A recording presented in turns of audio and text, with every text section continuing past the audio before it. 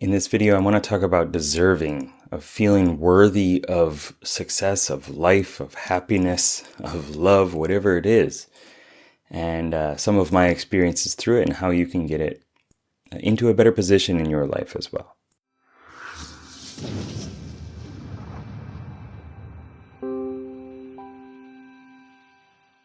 What's up, legend? It's Sherman here from Geek Psychology, helping you find your true character and level it up so you can play life better. I was talking to somebody today about, feeling worthy of receiving love, happiness, gifts, money, success, whatever comes around in life. I remember in my past, especially, whenever anybody would give me a compliment, or say, you did a good job at this, or I like this about you, I instantly kind of put up this barrier. Then I tried to move away from it because it felt awkward for me. And it still does a little bit, but I've learned to say thank you, to just appreciate it. That's their gift. I don't know where this came from, but it's like somebody made this awesome burrito for you. Right? And they're giving you this burrito and you just slap it out of the way. Then, no, I don't want that. It's their gift to you. It's their choice to say that stuff. And it's your responsibility, in my opinion, to find ways of appreciating that, to accept it, to bring in the good aspects of that. It's feedback. And we oftentimes get looped in negative feedback in this vicious cycle of for INFPs specifically, of going into your past, saying this thing happened in my past, and now I know that I'm a bad person, that I'm stupid, that I'm dumb, or that I don't deserve happiness because of this thing that I did in the past, or this thing that happened to me. It's making an evaluation, a judgment based on that. And I know a lot of other people go through that too, but that's how the dynamics work within an INFP. And so accepting some positivity, some gratitude, some niceness into that system of, experiences and voices and interactions gives you a better hold on reality, on life, of accepting and appreciating and feeling worthy. So I got to thinking that it's kind of like there's this prince, okay, or princess, but we'll say prince because he's looking at the king, I suppose. And he doesn't feel that he is the rightful successor to the throne.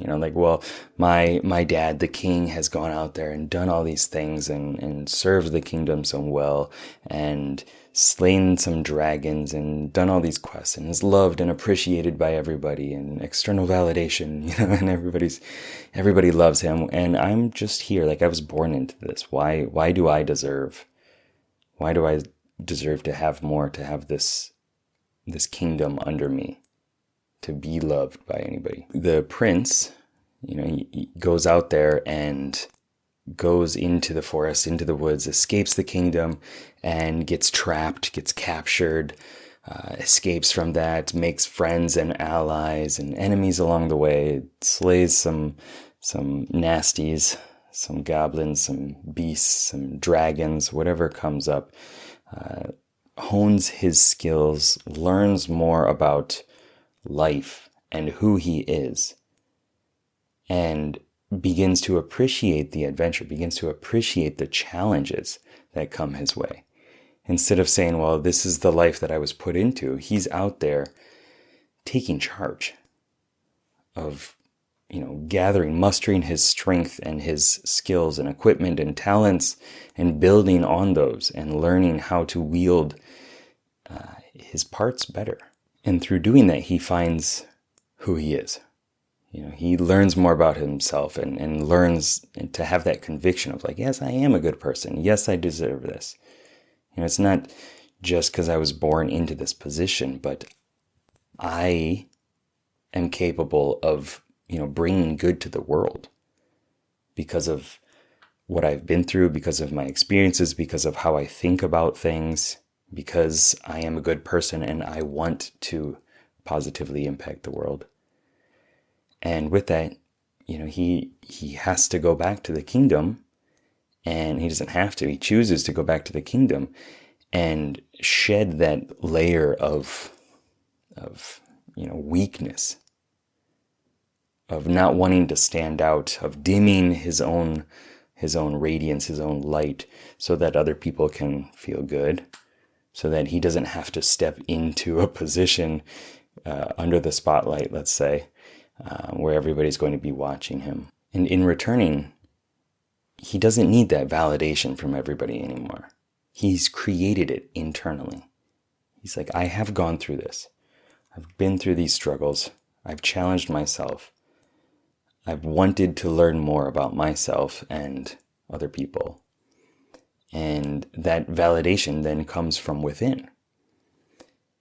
And he's able to change himself and change his position within the kingdom and in the kingdom itself, and how other people view him based on how he views himself. So I pulled out some O cards, which I've done a couple times in this channel. I'll put them over here so it doesn't block the light too much.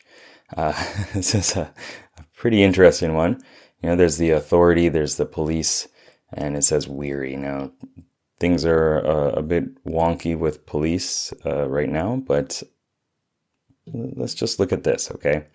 There's the authority here, and a lot of us look to that person who can say, yes, you are ready, you've done all these things, you've acquired this success, or you're a good person, you've followed all the social rules, good job, now you are worthy of doing this. Now you deserve some sort of assistance and success in life.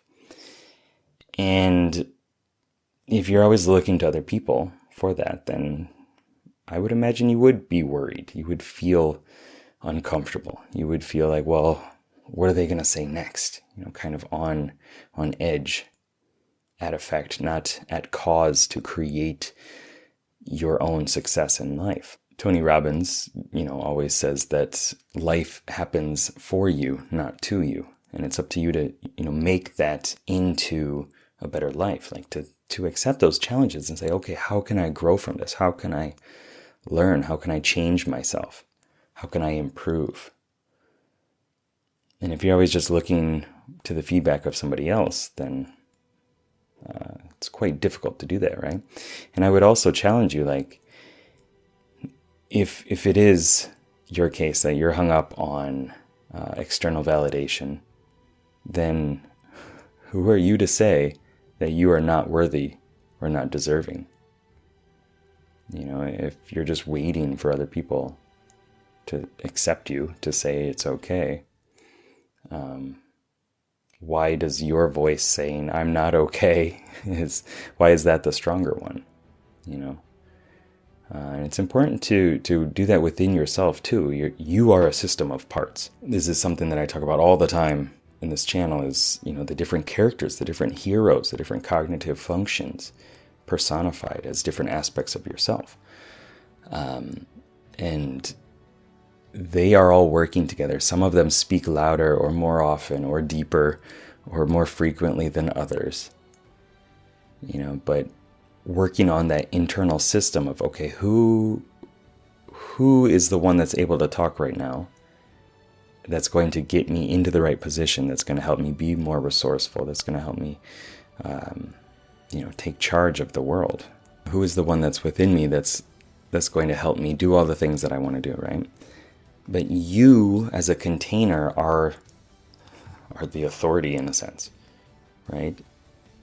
You are the one that's looking inside from that GM perspective, the one that's crafting the world, the game master perspective, the dungeon master perspective, the one that's crafting the world, that's creating the quests, controlling some of the heroes, and even creating the monsters and struggles in your life. And so you also have the authority within that to puff up the heroes, to puff up the heroic aspects of yourself, to appreciate them, to be a fan of the parts within you. Blink, blink. And if you want more videos about personal growth, self-development, you can check them out over here. Let me know down below in the comments what kind of rang true for you, what you got thinking about, and maybe some of your dealings with worthiness and deserving. And I want to say thank you for watching. Thank you for working on yourself. Keep up the lifelong questing. Good luck, have fun. Peace.